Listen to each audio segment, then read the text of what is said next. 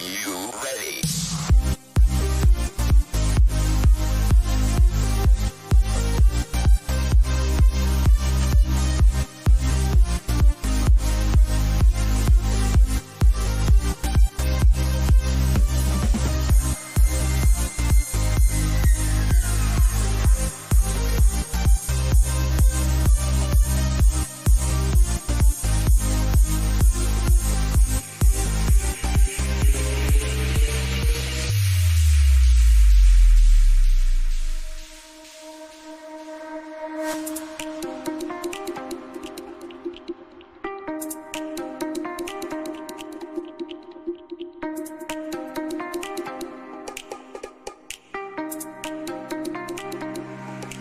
Bienvenue dans votre émission Made for Fashion.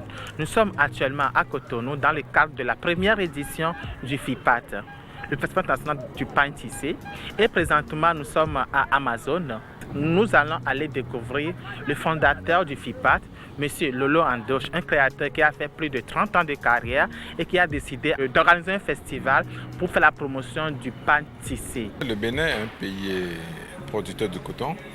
D'ailleurs, le premier pays producteur de coton en Afrique et quatrième sur le plan mondial. Et nous sommes dans un pays où le tissu africain, le tissu coton, n'est pas fabriqué localement. Et le pain tissé est un pain fabriqué localement, pas des tisserands, et qui le tisse à la main, comme on le dit, il tisse de fil. Donc après le coton, il y a la filature ensuite le tissage. Et ce tissage est fait de manière traditionnelle et manuelle, avec une tradition ancienne. Et ce peigne a quand même deux histoires. Donc pour nous, pour marquer, pour identifier, pour faire identifier l'Afrique et pour faire développer le Bénin en particulier, il faut que nous fassions la promotion de ce pain tissé à la main par nos femmes dans les milieux ruraux et également par les jeunes en quête d'emploi ou les jeunes qui tissent ce pain. On a fait le tour de tout le Bénin entier pour visiter nos tisserands, écouter les différentes difficultés qu'ils ont, quels sont les défis qu'ils ont, et voilà, ensuite on s'est dit, Primo, il faut mettre de la lumière sur ce qu'ils font afin de pouvoir les motiver à faire davantage.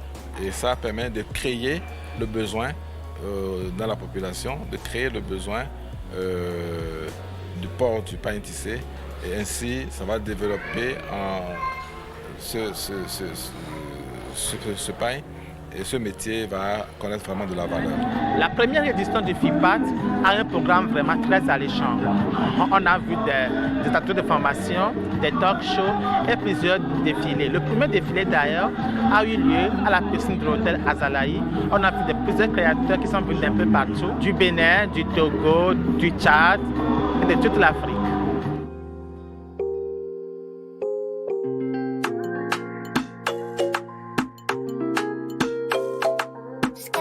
On the beat.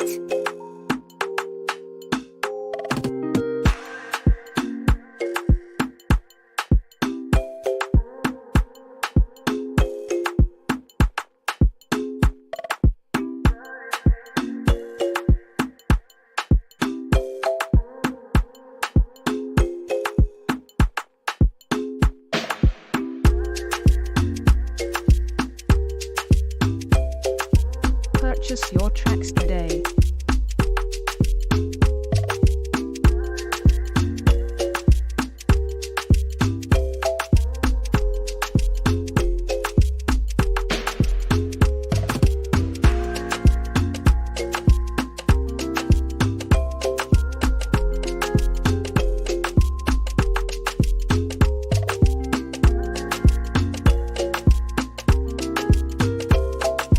On the beat.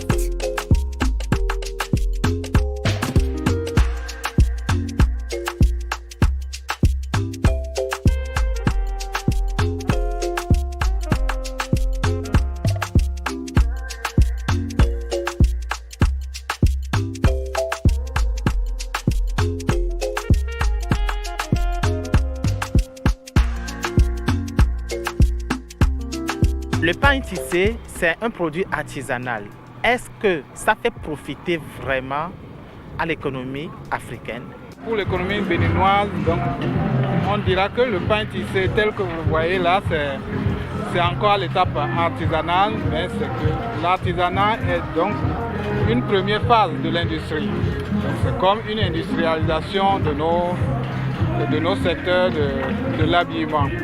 De mon point de vue, ça crée de la valeur ajoutée, ça crée de l'emploi et ça permet de diminuer les importations de vêtements, donc de mobiliser un peu plus de ressources pour l'investissement au niveau du pays.